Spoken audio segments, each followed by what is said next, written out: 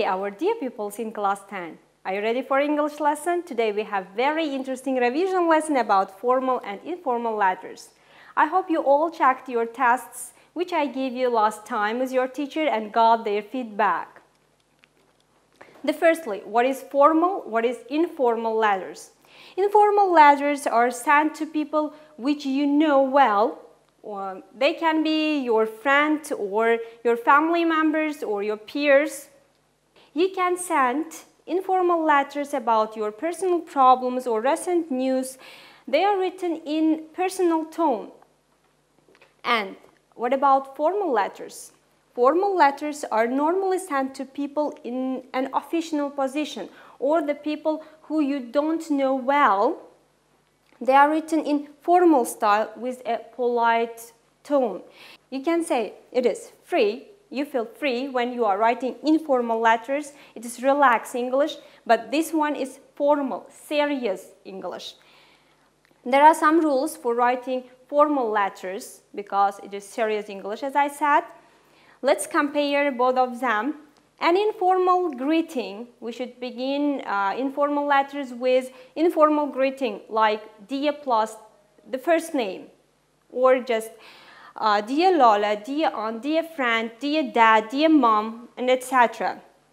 But with formal letters, we have two types of greeting, like dear sir, madam, if you don't know the person who you are writing for. Dear Miss Rahimova, Mr., Miss plus the surname of the person who you are writing for. The people who you know, but they are not close to you. And the next one, an introduction. Both letters have an introduction in which you write your opening remarks and mention your reason for writing. Both of them, same rule, but informal letters, as I said, should be written in personal tone. You are free, but formal letters in polite tone. Main body. Again, we have main body, both of them, in which you write the main subjects of the letter in details. Again, informal letters in personal tone, but formal letters in polite tone. It's serious. Conclusion also the same, in which you are writing your closing remarks. Formal letters in polite tone, informal letters in personal tone. But pay attention to the ending, it is quite different. And informal letters, you can end your letter what you want, with lots of love or with love, best wishes, see you soon, and etc. But about formal letters, we have two types of ending. Your faithfully, your sincerely, plus your full name. And if you begin your letter with dear sir, madam, it means you don't know the person's name which you are writing for. You can end your letter with yours faithfully. If you begin your letter with dear Miss Rahima, for example, the surname of the person who you are writing for, you have to end yours sincerely and plus your full name, your first name and last name. Again, some rules. In informal letters, you can use contractions if you want, like haven't, don't, or aren't, or won't, maybe. But in formal letters, you cannot use contractions, no contractions.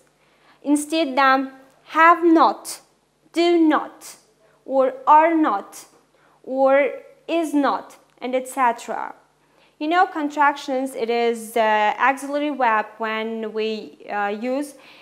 Sometimes we short the auxiliary verbs. Next rule, it is about idioms. In informal writing, you can use idioms. But in formal writing, you cannot use idioms in formal letters. For example, it is famous idiom, hot potato. You can write hot potato in informal letters. For example, gun controlling is political hot potato in the USA. If you want to write this sentence in formal letters, you can use serious issue instead of hot potato. For example, gun controlling is a serious political issue in the USA. The next one is imperatives. Imperatives, this when you start your sentence with verbs like send it soon. Usually parents or teachers like to use imperatives like don't sit, don't tell, don't talk, or don't mess, like this. But you can use the imperatives in informal writing, but formal writing, no imperatives.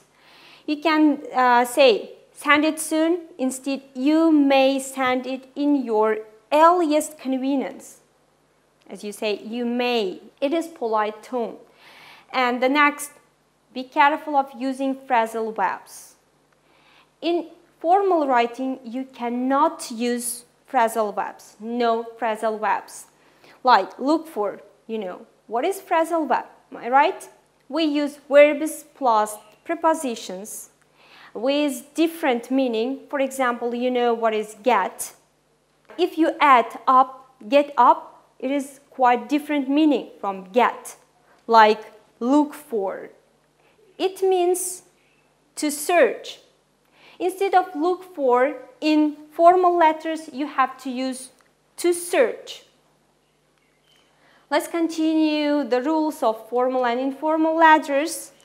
In informal letters, you can use but and a lot. But it is good if you use instead of but, however, in formal writing, and instead of and, furthermore, moreover. Both of them mean and a lot of. We cannot use in formal writing this one, instead much or many. Do you know the difference is much and many? Much for uncountable nouns, many for countable nouns. Much water, many books. Instead of a lot, you have to use much or many. And pay attention of using abbreviations like TV. You can use TV in informal letters, but in formal letters, it is television.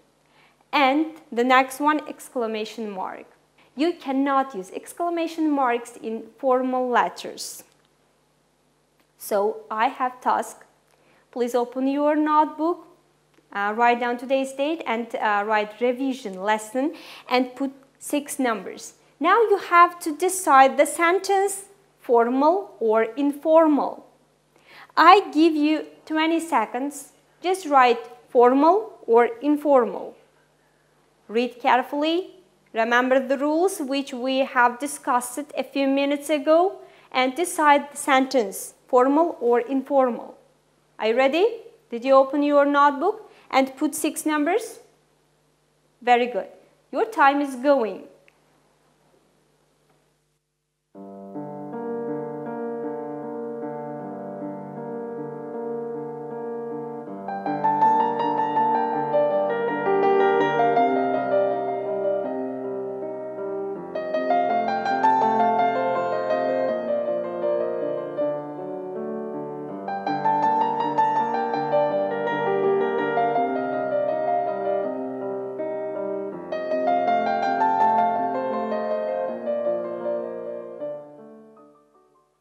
So, dear pupils, your time is over.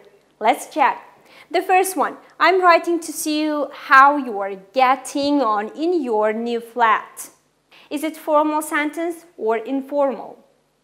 Thank you so much. It is informal. Here you can see contraction your and I'm. In formal writing, you have to use I am and you are. The next one, I look forward to receiving a prompt reply. It is formal. The next one, give your sister a big hug from me. It is informal, of course. And we are having fantastic time here. It is informal. Would it be possible for you to attend the club's meeting next month? Thank you. It is formal. You'd never believe how well I've been getting on at school. It is informal. There are a lot of types of formal letters like application letters, complaining letters, recommendation letters, or apologizing letters, and so on. You can count a lot of types. Today I want to discuss about application letters because I want to give a home task to write application letters. Let's discuss together.